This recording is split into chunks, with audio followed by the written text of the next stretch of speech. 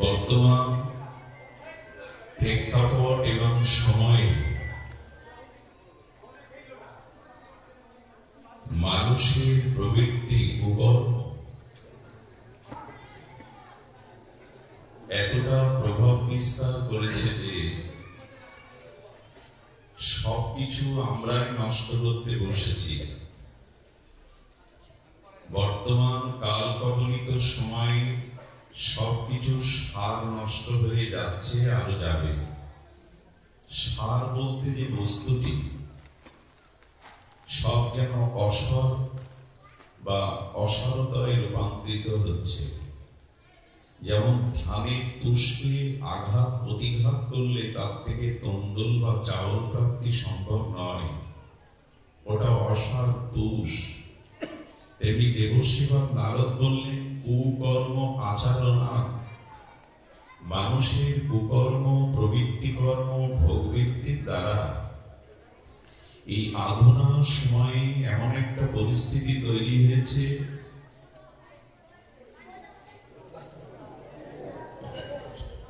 যেখানে বীজহীন তুষের মতোই অবস্থা, সারহীন। আচ্ছা, ছোলা মটর দানার উপরে একটা আবরণ থাকে, খোসা। খোসাটা আলাদা করলে তার মধ্যে বীজ পাওয়া যাবে না, তুষের মধ্যে চাউল পাওয়া যাবে না। বর্তমান পৃথিবীর অবস্থা তেমনি। আমাদের প্রবৃত্তি কর্ম, ভোগবৃত্তি কর্ম, আমাদের কাম ক্রোধ লালসা এত কুকর্মে রূপান্তরিত হয়েছে, দেবর্ষি নারদ বলছেন সব বীজহীন তুষ অসার অবস্থা হয়ে গেছে। এবং উনি দৃষ্টান্ত দিয়ে বলছেন যে বিপ্র ভাগবতী বার্তা গেহে গেহে জনে জনে। খুব ধ্যান দিন দেবশিবাদের কথা। কারিতা কনলোভেন কথা সারাস্তস্ত গদা। এই যে ব্যাসপীঠে বসে আমরা ভাগবতীয় পরিমণ্ডলে শ্রীমন্দির অঙ্গনে বসেছি হরিকথা শোনার জন্য, আপনাদের বিবেচনা, আপনাদের বুদ্ধিমত্তায় আসা উচিত যে আমার মুখে আপনাদের হরিকথা শ্রবণ করা উচিত কিনা। কারণ এই যে পীঠ, একে ব্যাসপীঠ বলা হয়। এখানে বসে জনমানুষকে ভাগবত বার্তা শুনিয়ে তাদের অনন্ত জন্মের কুসংস্কার ভোগবৃত্তিকে দূরীভূত করে তাদের চিত্তে, তাদের মনে বিশুদ্ধ সদ্ভাবনা, ভগবত ভাবনা জাগরিত করার তপস্যা, সাধনা, নির্লোভতা, নির্মল চরিত্র আমার আছে তো। বিপ্র ভাগবতী বার্তা গেহে গেহে জনে জনে। আজ প্রতিটা গ্রামে ভাগবত হচ্ছে, প্রতিটা জনে জনে ভাগবত পাঠ শুনতে আসছেন। কিন্তু কার মুখে শুনতেন? কারিতা কনলোভেন কথা সরস্তত গদা। বলে ব্রাহ্মণগণ, পণ্ডিতগণ কেবলমাত্র অন্ন, ধন, শিষ্য, পূজা, প্রতিষ্ঠা পাওয়ার জন্য ঘরে ঘরে জনে জনে ভাগবত বার্তা বলছেন। কিসের জন্য?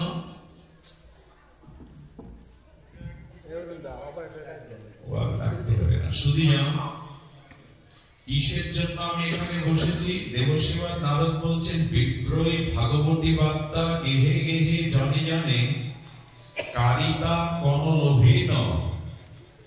অর্থাৎ আমি এখানে অর্থ পাব, অর্থের দ্বারা অন্নাদি প্রাপ্ত হব, যশ খ্যাতি, পূজা, প্রতিষ্ঠা, আশ্রম, শিষ্য করব। এই মনোভাব নিয়ে যদি আমার মতো কেউ পাঠ করতে এই ব্যাসপীঠে বসে, তবে সেই কথাও অসার হয়ে যায়, সেই কথা জীবের কল্যাণে আসবে না। দেখুন, কর্মের থেকে বড় হলো ভাব। আপনি কোন মনোভাব বা কোন ভাবে কর্ম করছেন, এটার উপরে নির্ভর করবে আপনার কর্ম সার্থক কি ব্যর্থ। একটি ধারালো ছুরি যদি সন্ত্রাসীর হাতে পড়ে, তাহলে আপনার বুক বিদীর্ণ করে সে আপনাকে হত্যা করতে পারে।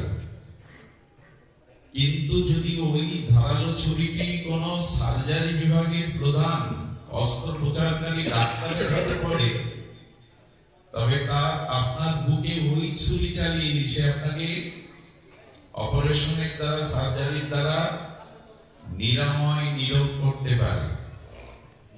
ছুরি দুইজনের হাতে আছে, সন্ত্রাসী এবং ডাক্তার। ভাব এবং উদ্দেশ্য অনুযায়ী ক্রিয়ার ফল ফলে।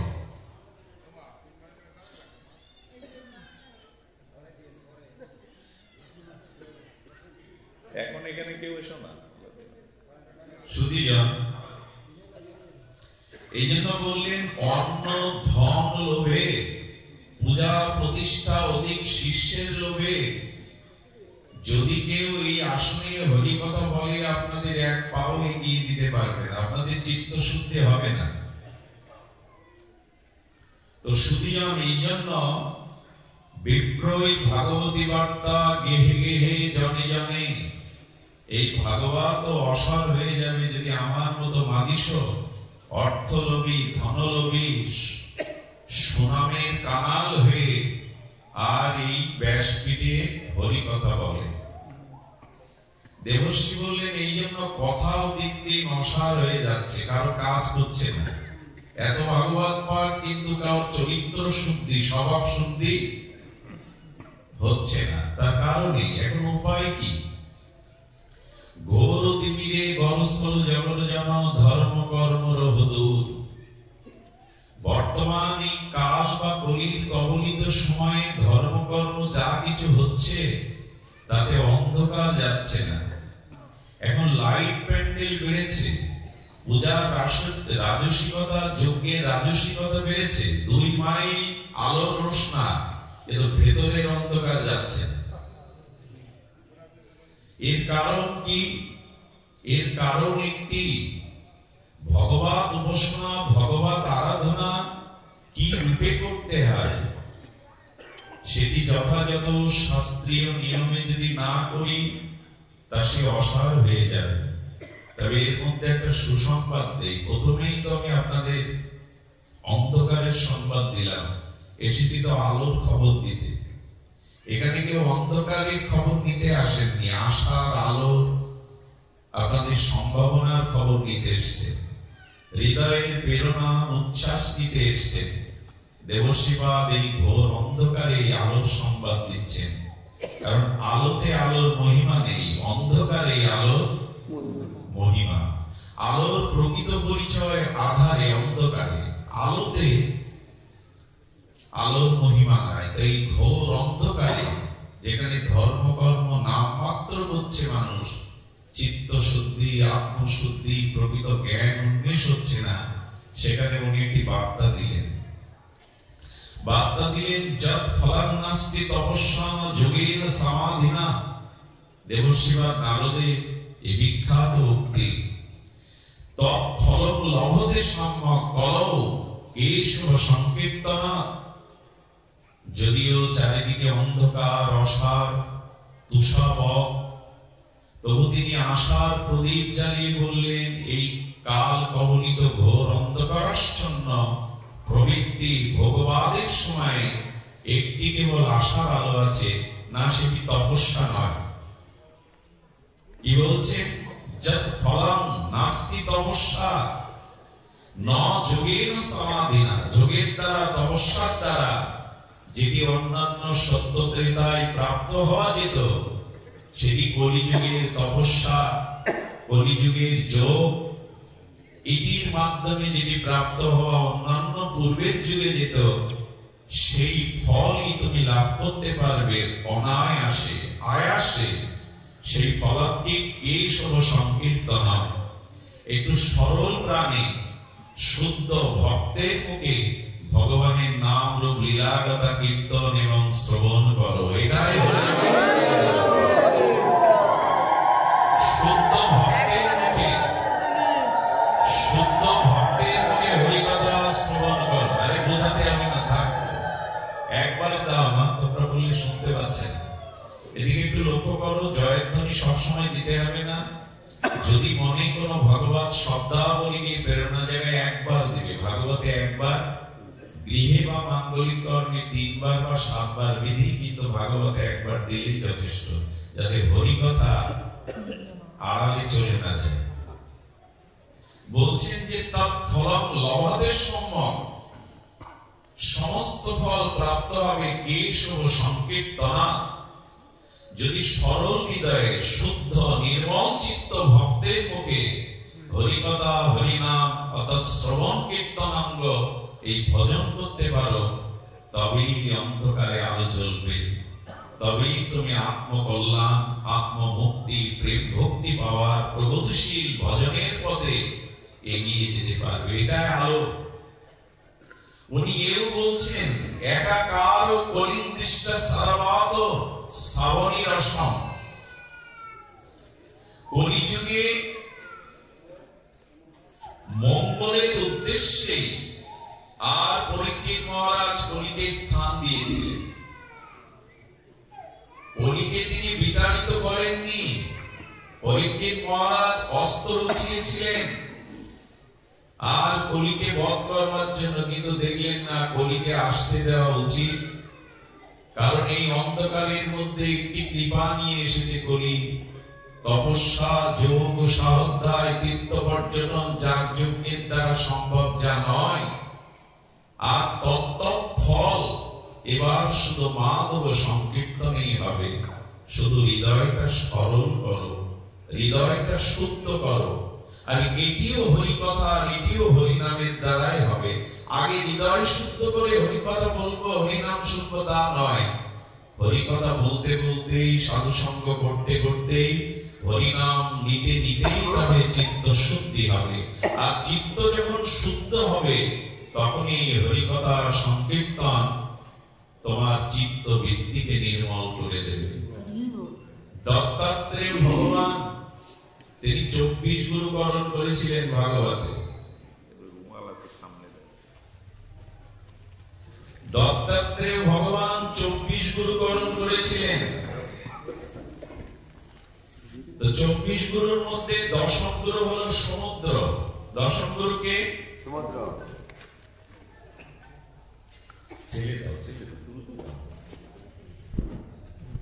সমুদ্র হলো দশম গুরু। আচ্ছা, সমুদ্রকে গুরু করতে গেলেন কেন দত্তাত্রেয়? বলে দত্তাত্রেয় দশম গুরু সমুদ্রকে করলেন এই কারণে, সমুদ্রের একটি বিশেষ গুণের জন্য। খুব ধ্যান দিন শব্দের দিকে। বিশেষ একটি উচ্চকোটির গুণ, উচ্চকোটির ভাব সমুদ্র থেকে আমরা পাই। কি ভাব পাই? ভাবটি হলো পূর্ণ পূর্ণিমার শশী গগনে উদয় হলে, নীলিমায় উদয় হলে, ওই পূর্ণিমার দিন দেখবেন সমুদ্রে তার জলকণা উচ্ছ্বসিত হয়ে ওঠে। পূর্ণ পূর্ণিমার চন্দ্র আকর্ষণে সমুদ্রে জল স্ফীতি হয় কিনা, তরঙ্গ বাড়ে। কারণ কি? যদি কারণ জিজ্ঞাসা করেন যে চাঁদের দর্শনে, পূর্ণ পূর্ণিমার চন্দ্রের চন্দ্রিমা দর্শনে সমুদ্রের জল স্ফীতি হয় কেন, তরঙ্গায়িত হয় কেন, উচ্ছ্বসিত হয় কেন? বলে চন্দ্রের সাথে সমুদ্রের কোথায় সম্বন্ধযুক্ত একটি ভালোবাসা আছে, এই জন্য ওর আকর্ষণীয় বৃদ্ধি পায়। তো চন্দ্র হলো সুশীতল সৌন্দর্যে আর নির্মলতায় ভরা, কারণ চন্দ্রের কিরণের মধ্যে অমৃত গলিত হয়। এই জন্য চাঁদের আর এক নাম সুধাকর। প্রত্যেকে সুধা অর্থাৎ অমৃত খরিত হয়। শব্দ কমিয়ে দিলে কেন? চন্দ্র থেকে অমৃত খরিত হয়, এই জন্য তার আর এক নাম সুধাকর। এবং চাঁদের কিরণ যে বস্তুতে পড়ে, যেমন গাছে পড়লে ঔষধি গুণ বৃদ্ধি পায়, মায়ের গর্ভ বৃদ্ধি পায়, বনস্পতি শোভিত হয়, ঔষধের শক্তিদানে চন্দ্রের কিরণের ক্ষমতা আছে। তো সেই চন্দ্রের সাথে সমুদ্রের প্রেমের কারণে উচ্ছ্বসিত হয়েছে কেন জানেন? অপরের ভালো দেখলে, অপরের উন্নতি দেখলে যার হৃদয়ে আনন্দের তরঙ্গ হয় তাকেই তো গুরু বলা যায়, তাকেই তো শ্রেষ্ঠ বলা যায়। অন্যদিন কেন সমুদ্র উচ্ছ্বসিত হয় না, পূর্ণিমাতে কেন হয়? কারণ পূর্ণিমার চাঁদ হলো পরিপূর্ণ। এই পৃথিবীতে সেই ব্যক্তি সংকীর্তন আর হরিকথার দ্বারা ভগবান প্রেম ভক্তি লাভের যোগ্য, যার হৃদয়টা সমুদ্রের মতো, অর্থাৎ অন্যের উন্নতি দেখলে, অন্যের আলো দেখলে যার হৃদয়ে আনন্দে ভরে যায়, ইনি ভগবত কৃপা পাওয়ার যোগ্য। আমাদের যাই তো, আমাদের উল্টোটা হয়। অন্যের কল্যাণ, অন্যের উন্নতি, অন্যের সুনাম দেখলে আমাদের হৃদয়ে জ্বালার সৃষ্টি হয়। বলে এই মানুষ ভগবত প্রাপ্তির অধিকারী নয়। কাম ক্রোধ লোভ থাকলেও কখনো সাধু কৃপায় তার কল্যাণ হতে পারে, কিন্তু পরের উন্নতি, পরের কল্যাণ থেকে মাৎসর্য রূপ হৃদয়ে যাদের জ্বালা সৃষ্টি হয়, এরা কোনো কালেই ভগবত কৃপা পাওয়ার যোগ্য নয়, এরা চিরদিনই পতন হয়ে যাবে। সমুদ্র আজ উচ্ছ্বসিত তরঙ্গায়িত কেন? চাঁদের পূর্ণ চন্দ্রিমার কিরণ দেখে আনন্দে উচ্ছ্বসিত হয়ে উঠেছে। আর কি করে জানেন সমুদ্র? এই গুণ সমুদ্রের উচ্চকোটির গুণ বিদায় দত্তাত্রেয় ভগবান সমুদ্রকে দর্শন গুরু করেছে, তুমি আমার গুরু। সেই গুরু কি না, এই পূর্ণিমার সময়ে আর সমস্ত নদ নদীর জলগুলো দেখবেন সমুদ্রে গিয়ে প্রবেশ করে। সমুদ্র সেই জল নিজের বুকে রাখে না। এই জগতে বিদ্যা, অর্থ, সামর্থ্য, নিজের যা কিছু আছে, যখন নিজের ভোগের জন্য না রেখে জীব জগৎ অন্যের কল্যাণের জন্য তা বিলিয়ে দেয়, তারাই ভগবানের কৃপা পাওয়ার যোগ্য। সমুদ্র কি করে? সমস্ত নদ নদীর জল নিজের বুকে নিয়ে মেঘকে দিয়ে দেয়, আর মেঘ বৃষ্টি হয়ে যেখানে যেখানে জলের অভাব, যেখানে যেখানে বৃক্ষগুলো মরে যাচ্ছে, ধরিত্রী শুকিয়ে যাচ্ছে, সেই নদীর জল সমুদ্র মেঘকে দিয়ে আর সেই স্থানে বাড়ি বর্ষণ করে তাদের কল্যাণ করে। ঘুমালে কিন্তু হবে না, ঘুমায় না, ঘুম আসছে, আমি দেখতে পাচ্ছি সবাইকে, ঘুমায় না। কি করছে? যে যেখানে জলের অভাব, সমুদ্রের জল যাবে কি করে সেখানে? জল ছাড়া তো জল জীবন, জল ছাড়া তো প্রাণী জীবন বাঁচতে পারে না, এই ধরিত্রী শস্য শ্যামলা হতে পারে না। তাই নদীর জলগুলো নিজের বক্ষে কুক্ষিগত না করে মেঘকে দিয়ে দেয় সমুদ্র, আর সেই মেঘমালা দিয়ে যেখানে জলার অভাব সেইখানে বাড়ি বর্ষণ করে জল মিটায়। আপনার সামর্থ্য, আপনার বিদ্যা, আপনার ধন এভাবে লোকের কল্যাণে আপনি বিতরণ করেন তো? এই গুণ, উচ্চকোটির গুণের জন্য দত্তাত্রেয় ভগবান দশম গুরু রূপে বরণ করলেন। এই জন্য আমাদের হৃদয় অন্যের উন্নতি কল্যাণ থেকে যেন আনন্দ। এই যে হরি কথায় যাদের ঘুম আসে, জীবানী আসছে অনেকের, আমি তো সবার মুখ দেখতে পাচ্ছি, তাদের বলবো হরি কথাতে প্রেম নাই। যদি বলেন ভোরে উঠতে হয়, অনেক পরিশ্রম করতে হয়, আমি গত 10 দিন 1-1.5 ঘন্টাও ঘুমাইনি। ঘুম আমার আসার পর আমি 5 ঘন্টার পর অতিক্রান্ত করে 1 সেকেন্ড বিশ্রাম নেইনি। আপনারা কেন হরিকথা শুনতে গিয়ে ঘুমাচ্ছেন? কেন পরিশ্রমের দোহাই দিচ্ছেন? হরিকথাতে যখন নিদ্রা আসে, কেন আসে? আসার একটি কারণ আমি একটু দৃষ্টান্ত দিয়ে বললে আপনাদের হৃদয় স্পর্শ করবে। আচ্ছা, আকাশের মেঘ করেছে, তাতে বনের ময়ূরগুলো পেখম মেলবে কেন? কোথায় আকাশের মেঘ আর কোথায় বনের ময়ূর? কেন? এর কারণ কি? অনন্ত আকাশে মেঘমালার সৃষ্টি হলে সৌদামিনী কালো শ্যামল মেঘ ময়ূর কেন নৃত্য করে, পেখম মেলে কেন? এ প্রশ্নের উত্তর দিয়েছেন আমাদের আচার্যরা, মেঘের সাথে আর ময়ূরের কোথায় একটা প্রেম আছে। প্রেমিক যদি প্রেমিকাকে দেখে, প্রিয়া যদি প্রিয়কে দেখে, ঘুম পায় কি? বাসর রাতে ঘুম পায়? মিলনের সময় ঘুম আসে বন্ধুর সাথে মিলনে, বহুদিন পর আত্মীয় সজ্জন বন্ধুর সাথে দেখা হলে কলাকলে উঠিয়ে ঘুমিয়ে পড়ে জিমা। প্রেম আছে বিধায় মেঘের সাথে ময়ূরের, ওই প্রেমের আর প্রকৃতির লক্ষণ দেখে প্রিয়া যদি প্রিয়কে দেখে আনন্দ তো হবে। আচ্ছা, পৃথিবীতে সব থেকে বেশি যন্ত্রণা, সব থেকে কঠিন কঠোর কষ্ট হলো প্রসব বেদনা। আপত্তি আছে কেন এই কথায়? পৃথিবীতে প্রসব বেদনার ন্যায় এমন বেদনা, এমন যন্ত্রণা নাই। কিন্তু মা বারবার ওই প্রসব বেদনা এক দুইবার জীবনে পাওয়ার জন্য দেবতার মন্দিরে ধর্ণা দেয়, প্রভু একটি সন্তান দাও। কেন ওই বেদনা চাইবে কেন একটা নারী? বলো ওই পরম কঠিন বেদনার মধ্যেই জীবনের সব থেকে সুখটুকু শান্তিটুকু লুকিয়ে আছে, মা ডাক বা সন্তানের মুখ দর্শনের জন্য। তো অত কষ্ট স্বীকার করে প্রসব বেদনার পরে ওই গর্ভ যন্ত্রণা, ওই প্রসব বেদনা সহ্য করে সন্তানের কান্নার মুখখানা দেখে মার ঘুম পায় তো? বলে তো আমি খুব কষ্ট ক্লান্ত হয়ে ঘুমিয়ে পড়বো, মুখ দেখবো না। যে বস্তুর প্রতি আপনার প্রেম আছে সেখানে কোনো ক্লান্তি অলসতা আসতে পারে না। ময়ূরের সাথে মেঘের প্রেম আছে, ভালোবাসা আছে, এই জন্য অত দূরে আকাশকে দেখে সে আনন্দে নৃত্য করে। তেমনি হরিকথাতে যার প্রেম আছে, সেই হরিকথা যেখানে আলোচিত কীর্তন হয় সেখানে ভক্তর ময়ূররা পেখম মেলে হৃদয় যার প্রেম নেই, ঘুমা শেখার হরিকথাতে, যার হরিকথাতে প্রেম নেই, সারা রাত জানিয়ে থাকে প্রিয়ার মুখের একটা কথা শুনবে। সুধীজন দক্ষিণের সিনেমা হাজার হাজার কোটি টাকা ব্যবসা করে। দক্ষিণের সিনেমা রজনীকান্ত একজন হিরো আছে দক্ষিণে, আরে তার ছবি যেদিন রিলিজ হয় সেদিন পুরো সরকার অফিস আদালত বন্ধ করে দেয়।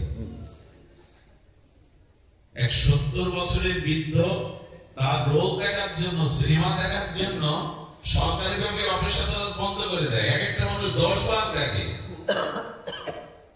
সিনেমাতে যা দেখে নায়ক বীর বিক্রমে মাটিতে একটা পা দিয়ে, দক্ষিণের সিনেমা হিরোতে দেখবেন পা দিয়ে মাটিতে আঘাত করে ধুলো উড়ে 1 মাইল দূরে চলে যায়।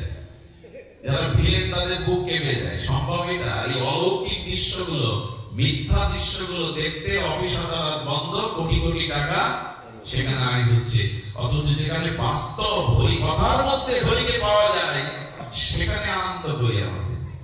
তাহলে কারা যায় হলে?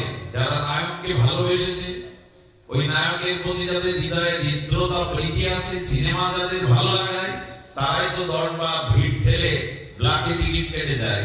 আপনি হরি কথা শুনতে এসছেন, হরির প্রতি যদি প্রেম থাকে এখানে ময়ূরের মতো নৃত্য করবে আপনার হৃদয়, বিভ্রান্তি মোহ আসবে না। প্রেম না থাকলে হয়, মুখে মুখে হয়, ভালোবাসা চাই। কটা রাত কাটিয়েছো জেগে স্বপ্নে। প্রখ্যাত মান্নাদের এই সঙ্গীতটা যদি এইদিকে মোড় নিয়ে দেন, ড্রেনের জল যদি গঙ্গায় নিয়ে দেন, গঙ্গায় পড়লে স্রোতস্বিনী গঙ্গায় পড়লে কি হয়? ড্রেনের জল কেউ বলে? এই গানটা এইদিকে দিয়ে দেন, কতটা চোখের জল ফেলেছো যে তুমি ভালোবাসবে। পথের কাটায় পায়ে রক্ত না ঝরালে কি করে এখানে তুমি? কটা রাত কাটিয়েছো জেগে স্বপ্নের মিথ্যে আবেগে। ভগবানের জন্য সাধু সঙ্গে কটা রাত জেগেছো তুমি, জেগে জেগে যে তুমি ভগবানকে ভালোবাসবে এটা দাবি করবে। কটা রাত কেটেছে তোমার বিনিদ্র রজনী বিনা স্বপ্ন ভরে, কটা রাত হরিকথার জন্য কাটিয়েছে তুমি যে দাবি করবে তাকে ভালোবাসো। অসুস্থ সন্তানের জন্য হাসপাতালে ঘুমায় মা বাবা? কথা বলুন, ঘুমায়? গতকাল রাত জেগেছিলাম, খুব কষ্ট দেয়, ঘুমিয়ে পড়লাম না। ভালোবাসা না থাকলে জাগে না, ভালোবাসা না থাকলে হৃদয়ে পেখম মেলে না। কোথায় আকাশের মেঘ আর কোথায় মাটি ময়ূর। ভালোবাসা হরিকথাতে যাদের ভালোবাসা, সাধুতে যাদের ভালোবাসা, তাদের সাধুতে গিয়ে রামচন্দ্র লক্ষণকে বলেছিলেন, লক্ষণ সেই গৃহের মানুষরাই ধন্য যে গৃহে সাধুর চরণ ধুলি পড়লে যে গৃহে সাধু আগমন করলে ওই মেঘ দেখে ময়ূরের মতো গৃহীদের হৃদয় নাচতে থাকে, বেগম বেলতে থাকে, তারাই প্রকৃত গৃহী, তারাই প্রকৃত গৃহী। শুধুজন এই জন্য জেগে থাকুন ভগবানের জন্য। এ জীবন যৌবন ধন জন যদি ভগবত সেবায়, ভক্ত সেবায়, জগতের কল্যাণে সৎ কাজে নিয়োগ না করতে পারেন, 3 ঘন্টা মন্দিরে থেকে কিছু হবে না, বাইরের পোশাকে কিছু হবে না। হৃদয়টা সমুদ্রের মতো করুন, হৃদয়টা ময়ূরের মতো করুন, যাতে প্রেম হয়, ভগবত কথা সাধুতে প্রেম হয়। লাফালাফি লাফালাফি ছোটাছুটিতে কিছু হয় না, সবকিছুর মূলে প্রেম, ভগবানের প্রতি প্রীতি। আমাদের রোগ সারবে কি করে? রোগ আমাদের অনেক জন্মের, এক জন্মের না। এই রোগ নিয়ে তুলসীদাস গোস্বামী অপূর্ব বিষয় জানিয়েছেন, তো ধ্যান দিয়ে শোনো। শরীরের রোগ আগে কে বুঝতে পারে? বাইরে প্রকাশ হলে রোগী তো আগে বুঝতে পারে যার রোগ হয়েছে। কোন লক্ষণ বিরূপ হয় কিনা? কঠিন বা সাধারণ রোগেও কোন লক্ষণ প্রকাশ পায়। বাইরের রোগ যার হয় সেই রোগী সেই রোগের সাদৃশ্য লক্ষণগুলো দেখতে বা বুঝতে, অনুভব করতে পারে। কিন্তু মনের রোগ, মনের রোগের সমস্যা হলো, মনের রোগ যার রোগ হয়েছে সে দেখে না, অন্যে দেখে। বোঝা যায় কথা? শরীরের রোগটা যে রোগী সে উপলব্ধি করতে পারে। সিমটম থাকে তো, জ্বর হলো, ওই জায়গায় ব্যথা হলো। বাইরের রোগের লক্ষণ চিহ্ন এগুলো রোগী বুঝতে পারে, কিন্তু মনের যে রোগ সেই রোগ রোগী বুঝতে পারে না। তার সাথে যারা ব্যবহার করে অন্য লোকই তার মনের রোগ বুঝতে পারে, সে বুঝতে পারে। আমাদের দুর্দশা হয়েছে কি, আমরা বাইরের রোগ ডাক্তার দেখাই, অনুভব করি আমার এই রোগ হয়েছে, কিন্তু মনের রোগের খোঁজ আমরা কেউ। কিন্তু জেনে রাখুন, বাইরের রোগ শরীরের ক্ষতি করতে পারে, না হোক কারো জগতে দুরারোগ্য ব্যাধি, ক্যান্সার আদি, এইডস আদি হলে শরীর নষ্ট হয়, কিন্তু আত্মার ক্ষতি, আত্মার ক্ষতি হয়। কিন্তু যদি মনের রোগ অর্থাৎ কাম, ক্রোধ, লোভ, হিংসা, পরের কল্যাণে হৃদয়ে মাৎসর্য হওয়া, যদি এই মনের রোগগুলো, অভিমান, অহংকার, এইগুলো হলো মনের রোগ। আমার অহংকার কিন্তু আমি বুঝি না, আমি বলি ঠিক করেছে, ওকে বড় কথা বলে ঠিক করেছে। ওই যে মনের রোগ নিজে ধরা যায় না, কিন্তু যাকে অপমান করলেন সে বুঝলো আপনার এটা কত বড় দাম্ভিকতা। শুধুজন সাধু যখন আপনাকে কিছু বলেন, আচ্ছা রোগীর কাছে, রোগী যখন ডাক্তারের কাছে যায় তখন রোগীর কি এই আশা করা উচিত ডাক্তার আমার সব ভালো বলুক, কোনো রোগ নেই, তুমি সুস্থ, তোমার মতো চেহারা, তোমার মতো শান্তিতে কেউ নেই, এই আশা করে যেতে হয় ডাক্তারের কাছে? বরঞ্চ ডাক্তারের কাছে ডাক্তার যদি বলে তোমার আমি কোনো লক্ষণ পাচ্ছি না, উল্টে বলে ডাক্তার বাবু আর একটু ভালো করে দেখুন, ওইখানে প্রশংসা নিতে যান যে আমার রোগ নেই, আমি খুব সুস্থ, এই প্রশংসা নিতে যান। তবে মনে করবেন সাধু হলো ডাক্তার, সাধু হলো বৈদ্য। সাধুর কাছে গিয়ে শুধু প্রশংসা নিতে চাইবেন না, সাধুকে বরঞ্চ বলবেন বাবা আমাকে প্রশংসা না করে আমার মনের যে ব্যাধিগুলো আছে ওইগুলো আপনি ভালো করে চিকিৎসা দিন। আমরা আশা করি কি জানেন, সাধুগুরু বৈষ্ণব আমাকে খুব ভালো হল, এই লক্ষণে রোগ সারবে না। কথা বোঝা যায়? রোগী ডাক্তারের কাছে গিয়ে কি এই আশা করবে যে আমার সব ভালো বলুক, আমি সুস্থ আছি, আমার কোনো সমস্যা নেই? বরঞ্চ আশা করে উনি আমার সঠিক রোগটা ধরে দিয়ে। এবং সাধুর কাছে যেতে হয় মনের রোগ সারানোর জন্য। এখানে আমি আপনাদের বাইরের কারো রোগ সারাতে পারবো না, ভাগবত আপনাদের মনোরোগ সারাবার জন্য এসেছে। কারণ মনোরোগটা অনেক জন্মের, এটা জটিল, এটা সহজে যায় না। বহুবার দেহ বদলেছি কিন্তু মনের স্বভাব, মনের ব্যাধি যেতে চায় না। তো মনোরোগের জন্য সাধুর কাছে গেলে, গুরুর কাছে গেলে শুধু ভালো মুখের প্রশংসার আশা করবেন না, বলবেন আমার রোগগুলো চিনিয়ে দিন। রোগ ধরিয়ে দিলে ডাক্তারের প্রতি খুব রাগ হয়। আচ্ছা, ডাক্তার রোগের কারণে যদি বলে আপনার এই কুঅভ্যাস গুলো আছে, এই জন্যই রোগ হয়েছে, আপনি রেগে যান, ওটা তো সমালোচনা। আপনার সমালোচনা যদি ডাক্তার করে আপনি ধূমপান করেন, আপনার লিভার নষ্ট হওয়ার কারণে আপনি মদ পান করেন, এই দোষ ধরালে ডাক্তারের প্রতি রোগী এগিয়ে যায়। যেমন সাধু যদি কারো মনের রোগ বা তার ব্যাধি বলে দেয়, যে রাগে তার জানবেন সাধু কৃপা পাওয়ার যোগ্য সে, সেই জগতে কিছু পাবে না।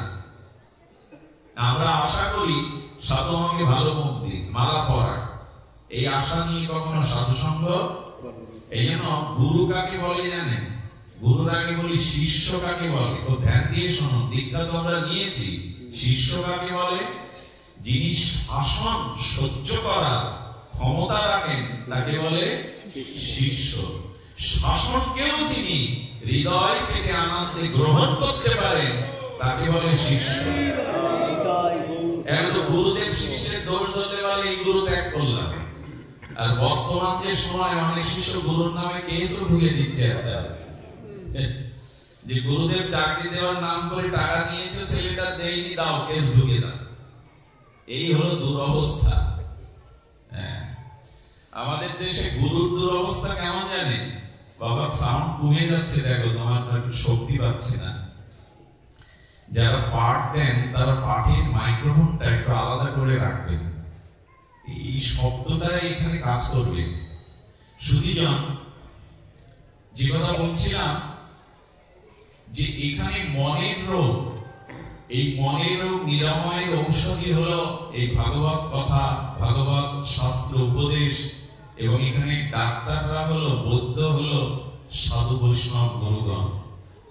গুরুদেবের মহিমা, আমাদের যা দুরবস্থা, সে দুরবস্থার কথা কি বলবো। এক গুরুদেব কি বলছেন, রে ভোলা মায়েরা দাদার সঙ্গে তিলক আছে আর গলায় মালা আছে, যে 4টে গরম রসগোল্লা নিয়ে।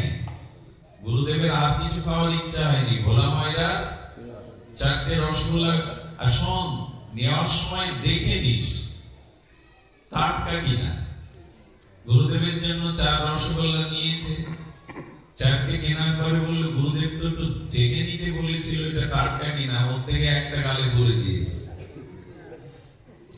দেওয়ার পরে বলছেন কিছু দূরে সেটা রস লেগেছে তো ভালো, বলে না ঠিক আছে। কিছু দূরে এসে বলছেন, আচ্ছা গুরুদেব যা কিছু পায় তার অর্ধেক আমাকে দেয়, তাহলে 4টে দুটো পাও না, আর একটা খেয়ে নিয়েছে। এখন গুরুদেবের এসে যদি রসগোল্লা খাওয়ার ইচ্ছা হয়, সেই শিষ্য আর কি করবে? আর একটা খেয়ে নিয়েছে। নেওয়ার পরে বললেন গুরুদেব সবসময় অল্প পান, অল্পতেই সন্তুষ্ট। তো গুরুদেবকে একটা দিলেও ক্ষতি নেই, উনি সবসময় অল্প পান, সব তুলে দেন আমাদের পাতে। আর একটা দিয়েছে খেয়ে। বলি 4টে আনতে বলেছিলাম, কি করে খেলি? কি করে খেলি বলতে গিয়ে ওইটা গালি করে বলছে এইভাবেই তো খেলাম। এখন গুরু শিষ্য যদি, গুরু যদি রসগোল্লা খাওয়ার স্বাদ হয়, শিষ্যের যদি এই দশা হয়, তাহলে আর এগিয়ে যাওয়ার পথ নাই। এই জন্য গুরুদেব শাসন সহ্য করবেন। যদি বড় হতে চান, রোগ সারাতে চান মনের, তবে ডাক্তারের কাছে প্রশংসার আশা না করে ডাক্তারের কাছে বরঞ্চ কি কারণে রোগ হয়েছে আমার সেই দুষ্ট অভ্যাসগুলো ডাক্তার যেন ধরিয়ে দেয়, উপথ্যগুলো যাতে আমি ছাড়তে পারি। কিন্তু আমরা রাজি নই। আমাকে ভোর আসরের মধ্যে এরকম কথা বললো, হয়ে গেল। আমাকে সবার মধ্যে এরকম করে বললো। দেখুন, বাইরের লোকের সাথে ব্যবহার খুব সৌজন্য করে, আসুন আসুন, বসুন বসুন, আপনার খুব গুণ, আপনার কথা অনেক শুনেছি, এই তল্লাকে আপনার অনেক সময়। বাইরের লোকের কাছে বলতে হয়, নিজজনকে বলতে হয় ওরকম না, তুমি খুব ভালো, তোমার অনেক গুণ, যাও। দাঁড়িয়ে আছো কেন? কাজগুলো দেখতে পাচ্ছ না, পাতাগুলো পড়ে আছে? এটা নিজজনকে বলা যায়। বাইরের লোক আসলে বলা যায় বসুন, আপনার কথা অনেক শুনেছি, আপনার প্রশংসা অনেক শুনেছি, আপনার অনেক মহিমা। কিন্তু ভালোবাসার মানুষকে, তৈরি করার মানুষকে বলা যায় দেখতে পাচ্ছ না এখানে একটা পড়ে আছে ফেলে দিয়ে এসো, একথা নিজজনকেই বলা যায়। কিন্তু আমাদের স্বভাব ওই যে রোগ সারবো না, রোগ পুষে রাখবো, ডাক্তার ভালো বলবো, কিছুই হয়নি আমার, খুব ভালো স্বাস্থ্য তোমার, এই হলো দুর্দশা। একজনকে বলে দেখবেন কিছু, পরের দিন আত্মাকে পাবেন, এই হলো বর্তমান দুরবস্থা। এই কথা বলছিলাম, ডাক্তার হলো সাধু বৈষ্ণব শ্রীগুরু, রোগী যদি বলি আমি, তাহলে আমাদের মনের রোগ ধরবার জন্য ডাক্তারের কাছে যেতে হবে। তো বলি আপনাদের, দেখুন তো অপূর্ব জিনিস আসছে, অন্য ধরে দেয় আমার মনের রোগ, কারণ আমার স্বভাবকে আমি দেখতে বুঝতে, আমার ভুলকে আমি ভুল রূপে বুঝতে পারি না। এই জন্য যখন সীতাহরণ হলো, আচ্ছা রাম হনুমানকে সন্ধানে না পাঠিয়ে নিজে যেতে পারতেন না? কথা বলুন, স্বয়ং ভগবানের পক্ষে অসম্ভব কিছু? হনুমানকে পাঠালেন কেন? একটি কারণ আছে। রাবণ ভগবান শিবের শিষ্য ছিল, চেলা ছিল। কার চেলা? শিবের চেলা হলে কি হবে? এমন চেলা জগতে আর দ্বিতীয় নাই। শিবকে প্রণাম করতে যেতেন রাবণ কৈলাসে, গিয়ে দেখতেন দেবতা ঋষিরা লাইন দিয়েছে ভগবানকে প্রণামের জন্য। রাবণ বলতো, আরে আমি ত্রিলোক বিজয়ী রাবণ, আমি বেদের ভাষ্যকারী রাবণ, আমি ওই ঋষিদের মধ্যে দেবতাদের মধ্যে লাইন দিয়ে প্রণাম করব? ও করেছে কি, কৈলাস পর্বত হাটে দোলে দোলাতে শুরু করেছে। ভগবান শিব বলছেন, এখানে তো ভূমিকম্প হওয়ার কথা না পার্বতী? পার্বতী মাকে বলছেন কৈলাসে তো ভূমিকম্প হওয়ার কথা না। বলে ভূমিকম্প না, আপনার চেলাই দোলাচ্ছে। বলে ওকে ঢেকে দাও। বলে রাবণ তুমি তুলে নাচাচ্ছ কেন? বলে আমি লাইনে দাঁড়িয়ে প্রণাম করতে পারবো না। এই মনের রোগ দেখুন, আমি রাবণ ত্রিলোক বিজয়ী, দেবতাদের ত্রাস, আমি লাইনে দাঁড়িয়ে প্রণাম করবো আপনাকে? ভগবান বলেন, প্রতিদিন যদি এইভাবে ভূমিকম্প সৃষ্টি করে তাহলে তো এখানে সব ভয় পেয়ে যাবে। এক কাজ করো রাবণ, তোমাকে প্রণাম করতে আসতে হবে না, আমি পূজা নিতে তোমার লঙ্কায় প্রতিদিন যাব। এরকম শিষ্য। মাঝে মাঝে কিছু শিষ্য কি মনে করেন, দীক্ষা নেওয়ার পরে বলে, হ্যাঁ আমি অনেক ধনী এই তল্লাটে, আমি অনেক শিক্ষিত, আমাকে দীক্ষা দিয়ে গুরুদেবের মহিমা বেড়ে গেছে, আমি শিষ্য হয়েছি। অনেকে মনে করে এই অঞ্চলে আমার থেকে শ্রেষ্ঠ কে আছে, আমি ওই গুরুদেবের চরণাশ্রয় করেছি, গুরুদেবের মহিমা বেড়ে গেছে। এইসব মূর্খতা আমরা দেখাই মাঝে মাঝে। ওদের ওই ভেতরের রোগ তো বাইরে জানাই না। এই জন্য ভগবান শঙ্কর যেতেন লঙ্কায়, তো রাম ভগবান বললেন হনুমানকে, হনুমান হলেন ভগবান শঙ্কর। উনি প্রভু সেবার জন্য, মহিমা প্রকাশের জন্য হনুমান রূপে অবতার হয়েছিলেন। ভগবান শিবই হনুমানের অবতার। তখন চিন্তা করলেন ওরই তো চেলা, এই জন্য রামচন্দ্র কৃপা শক্তি দিয়ে হনুমানকে আগে পাঠালেন, যা ওর মনের রোগ সেরে এসো। সীতাহরণের ওর যে দম্ভ, অভিমান, মোহ, এই রোগ দূর করো। হনুমান বৌদ্ধ হয়ে যাচ্ছে, হনুমান চিকিৎসক হয়ে যাচ্ছে। আর রাবণের রোগ কি জানেন? মোহ। একটা কথা বলি, এই মোহ রোগ যদি কারো একবার পেয়ে যায় তার জীবন শেষ। মোহ মানে পরিস্থিতিতে, ক্ষমতায়, সম্মানে যদি কারো অতিরিক্ত আসক্তি এসে যায়, এর নাম মোহ। এই মোহ হলো মনের রোগের সব থেকে বড় রোগ। যেটা পেয়েছিল মন্দাদরীর মতো স্ত্রী থাকতে, এত দেব নাগ কন্যা থাকতেও মা জানকীর দিকে তোমার দৃষ্টি গেল। আর এমন অহংকারী রামের নামও মৃত্যুর আগ পর্যন্ত একবার কেবল মৃত্যুর সময় রাম বলে ডেকেছিলেন, আর রাম নাম নেয়নি। বলো ওই বনবাসী তপস্বী কি করছে বনে, বনবাসী বলতো, তপস্বী বলতো, রাম বলতো না। আরে একটা নরকে আমি ভগবান বলে স্বীকার করবো? মোহ যখনই আসে তখনই আসে দম্ভ, তখনই আসে ভোগ প্রবৃত্তি, পরস্ত্রীর প্রতি লালসা। আর রাবণ সেটাই করে বসল। হনুমান গিয়ে তিনটে জিনিস ধরিয়ে দিল, রোগের লক্ষণ, রোগ আর ঔষধ। হনুমান হাত জোর করে দাঁড়িয়েছে, দেখেন গুরু হয়েও আর সাধু রূপে, ভক্ত রূপে জগতে শিক্ষা দিয়ে হনুমান লঙ্কেশের সামনে গিয়ে হাত জোড় করে বললেন, হে দশানন, আপনি মহাপরাক্রমশালী দেবতাদের ত্রাস, আপনি বেদজ্ঞ, পর স্ত্রীর প্রতি মোহ এটাই আপনার রোগ, আর নিরাকরণ হলো আপনি মা জানকীকে প্রভুর চরণে ফিরিয়ে দিন। আর এই মোহ দম্ভ অহংকারের ঔষধ হলো রাম চরণ আশ্রয় করা, ভগবানের চরণ আশ্রয় করা। মনের রোগ বললেন মোহ, আর এই মনের রোগ দূর করার উপায় হলো যার প্রতি মোহ সেই মা জানকীকে প্রভুর কাছে ফিরিয়ে দেওয়া। আর রোগ নিরাময়ের ওষুধ হলো ভগবান চরণ আশ্রয় করা। এটাই তো ভবরোগ মনোরোগ দূর করার উপায়। রাবণ কি করলো জানেন? রাবণ বলল, বা গুরু সেজেছো বানর, কার সামনে দাঁড়িয়ে কথা বলছো তুমি জানো? বানর অপমান করতে লাগলো। উনি সম্মান জানিয়ে হাত জোড় করে কথা বলছেন, প্রভুত্ব হয়ে গেছে, কিন্তু রাবণ অভিমান অহংকারে তাকে তুচ্ছ তাচ্ছিল্য করে বানর উপদেশ দিচ্ছে, বানর গুরু সাজতে যাচ্ছে। মোহ থাকলে তো অভিমান থাকে, অহংকার থাকে। রাবণের পতন হলো, মনের রোগ সে সারলো না। আমাদের রোগ সারে তো মনে। এই যে ভাগবত ঔষধ রূপে সাধু রূপে আপনাদের সামনে এসেছে, এই কথাগুলি, এই বাণীগুলো, এই মর্মস্পর্শী ভগবানের নাম রূপ লীলাগুলোই তো ঔষধ, মোহ দূর করার, মনের রোগ দূর করার। এখনো গেল তো কোথায়? মনের রোগ দূর হলো কোথায়? মোহ বাসনা আমাদের দূর হলো কোথায়? দেখুন, একটি কথা আপনাদের বলি, প্রায় এখন একটি প্রশ্ন আসে, কর্ম বড় না ভাগ্য বড়? অনেকের প্রশ্ন আসে, কর্ম বড় না ভাগ্য বড়? কেউ কর্মবাদীগণ বলেন কর্মই পুরুষার্থ, কর্মের দ্বারাই সব পেতে হয়। আবার কেউ বলে কর্ম করেও কি হবে, যদি ভাগ্যে না থাকে তো আমি পাবো। এই যে সমাধান কি? কে বড়, কর্ম নাকি আমাদের ভাগ্য?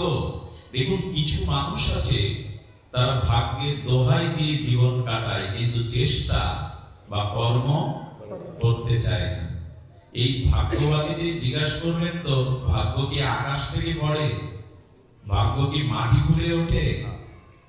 আসলে আমাদের কর্ম যেমন, দেখুন একটি গীতা শ্লোকে বলছে, কর্মান্নে বাধিকারাস্তে মা ফলেষু কদাচন। কর্মে তোমার অধিকার, কিন্তু ফলে অধিকার নেই। এতদিন আমরা এটাই জানতাম, কিন্তু ওর মধ্যে একটা রহস্য ব্যক্ত করেছেন ভগবান। কর্মান্নে অর্থাৎ আগে কর্ম করো, কর্ম করলে তদরূপ ফল আশা করতে হবে না, তুমি পাবে। বুঝতে পেরেছেন শ্লোকটার রহস্য? কর্মান্নে বাধিকারাস্তে মা ফলেষু কদাচন। কর্ম করো, ফলের আশা করো না। কিন্তু শ্লোকটা যথার্থ অর্থ কি হবে? তুমি কর্ম যেমন করেছো, না চাইলে ফল তাই পাবে। শুধুবৃন্দ, এই জন্য কর্ম, চেষ্টা, প্রচেষ্টা করতে হবে। আচ্ছা, বীজগুলো যখন মাঠে খেতে কৃষক ফেলে দিয়ে আসে, যারা বীজ তত্ত্ব জানে না, ফসল তত্ত্ব জানে না, তারা কি বলে জানেন? বীজগুলো নষ্ট করে মাটিতে ফেলে দিয়ে আসলো। ফেললো বটে, কিন্তু পরে কি নিয়ে আসে ক্ষেত থেকে? তার থেকে বহুগুণ ফসল সে ঘরে তোলে। আপনি যেমন কর্ম করবেন, আপনার ভাগ্য, আপনার বিধিলিপি ততদূর রচিত হবে। কর্ম অনুযায়ী আপনার ভাগ্য রচিত হবে। আচ্ছা, একটা কথা বলি, কাঁটার বীজ রোপণ করেছেন খেতে, কি বীজ বপন করেছেন? কাঁটা। এবার আপনি যদি বলেন কাঁটার বীজ বপন করেছে, আমি কাঁটা না, ওর থেকে ফুল চাই, এই ভেবে ওখানে 7 দিন ভাগবত পাঠ দেন খেতে, প্যান্ডেল করে, গঙ্গা জল যমুনার জল ঢালু, আর ওখানে বৈষ্ণব সেবা দিন 7 দিন। এর পরেও কাঁটার বীজ ফুল হবে তো? সবাই কিন্তু বলছে না, হবে কি? কেন হবে না? আপনি বীজ বুঝে দেন কাঁটা, ওখানে গঙ্গা জল, যমুনার জল, ভাগবত পাঠ, বৈষ্ণব সেবা দিলে বীজ কখনো কাঁটার বীজ হবে না। তেমনি অনেকেই প্রশ্ন করে, বাবা কর্ম বড় বলছেন, যেমন কর্ম তেমনই ফল হয়, কিন্তু দেখা যায় এই জগতে অনেক দুষ্ট ব্যক্তি, অধার্মিক ব্যক্তি, তারা সুখে আছে, ব্যাংক ব্যালেন্স, টাকা পয়সা, তাদের রোগ শোক নেই। আর যিনি ধর্মকর্ম করছেন, ন্যায় নীতি পরায়ণ, তার রোগের শেষ নেই, তার শোকের শেষ নেই। তো যেমন কর্ম তেমন ফল কি করে বুঝবো? এই প্রশ্ন প্রায় লোক করে। অনেকের মনে এই প্রশ্ন জাগে যে উনি ভালো কর্ম করছেন না, অথচ উনি ভালো আছেন, ছেলে ইঞ্জিনিয়ার, মেয়ে ডাক্তার, ওনার সুখের শেষ নেই। অথচ যে মানুষটা ন্যায় নীতি আদর্শ ধার্মিক, তার বিপদের শেষ নেই, তার লাঞ্ছনার শেষ নেই। আপনারা বলেন যেমন কর্ম তেমন ফল। এর কারণ শুনুন, এর কারণ একটাই, ব্যাংকে 20 বছর আগে যা জমা রেখেছেন, সুদে আসলে 20 বছর পর তা ফেরত পাবেন কিনা? যা রেখেছেন তা পাবেন না, 20 বা 50 বছর পরেও তা পাবেন। এই কর্মটা আপনার এই জন্মের না। সুকর্ম করেও এখন যে ফল ভোগ করছেন আপনি, কষ্ট, দুঃখ, লাঞ্ছনা, অপমান, এটা কোন না কোন জন্মের, অতীতের জন্মের ফল। ওই প্রভাবটা প্রারব্ধ রূপে এখন ভোগ করছে। কিন্তু বর্তমানে যে আপনি ধর্ম, কর্ম, আদর্শ নিয়ে চলছেন, এর ফলটা পরে পাবেন। তার কারণ বীজ এখনই পড়লে, বৃক্ষ এখন রোপণ করলে এখনই ফল দেবে না, কিছুটা বিলম্ব হবে। এই জন্য মানুষের উচিত বর্তমান সময়টা সৎকর্মে কাটানো। অতীতে যা হয়ে গেছে সেগুলো কর্মরূপে আসুক, অপমান, অভাব, অনটন, রোগ শোক রূপে, কিন্তু নূতন করে আর কুকর্ম যাতে না করতে হয়। হরিকথা, ভাগবত পাঠ, বৈষ্ণব সেবা দেওয়ার ফলটা অন্য কোন জন্মে পাবেন, কিন্তু কাটার বীজ কখনো ফুল হয়ে দেখা দেবে না। এই জন্য উচিত হলো বর্তমান সময়ের কর্মটা সৎ করা, যেন আমার দ্বারা কারো ক্ষতি না হয়, আমি যেন লোকের অকল্যাণ চিন্তা না করি, কাউকে যেন অভিমানে, অহংকারে পিছনে টেনে না ধরি। এই কর্মগুলো যদি এখন করতে থাকেন, আপনার জীবন ভবিষ্যৎ ফুল ফুটবে। এই জন্য গোবিন্দ বলছেন ফলের আশা কি? কর্মই যেমন হবে তার প্রাপ্তিটা। আমি একটু বাস্তববাদী কথা না বলে পারি না, খুব ভালো লীলা বলে আপনাদের চোখের জলে ভাসালেই শুধু সংশোধন হবে না, চোখের জলের আগে দরকার হৃদয়টা পবিত্র করা, হৃদয়টা শুদ্ধ করা। চোখের জলের সাথে যদি হৃদয়ের স্বভাব শুদ্ধ না হয়, ও স্বভাব পরিবর্তন না হয় চোখের জলে, তাহলে ওই জল আবেগ মাত্র, ওই জল প্রেমাশ্রু নয়, ভক্তির অশ্রু নয়। যাত্রা মঞ্চে অভিনেতা অভিনেত্রীরাও তো কাঁদান আমাদের, তাতে কি হয় শুনুন ভালো করে। হৃদয় শুদ্ধ, এই শুদ্ধ হৃদয়ের অগ্রে প্রয়োজন। আজ আমি বলছিলাম সবকিছু সার শূন্য হয়ে গেছে নারদের কথায়। সব থেকে বড় যাদের নিয়ে আমি 9 বছর বয়স থেকে অবিরাম এই গতিতে চলছি উল্কার ন্যায়, যাদের উদ্দেশ্যে তারা পাঠে আসে না। কোন যুবক যুবতী এখানে নাই, আমার সামনে এখানে কোন যুবক বসে নাই, কোন যুবতী নাই, কিন্তু ধর্মকে, জাতিকে বাঁচাতে গেলে এদের প্রয়োজন ছিল, এদের প্রয়োজন ছিল। কিন্তু এরা সনাতন ধর্মের নামযোগ্য ভাগবত পাঠ কীর্তনে আসে না। এই ব্যথাটা আমার 9 বছর বয়স থেকে।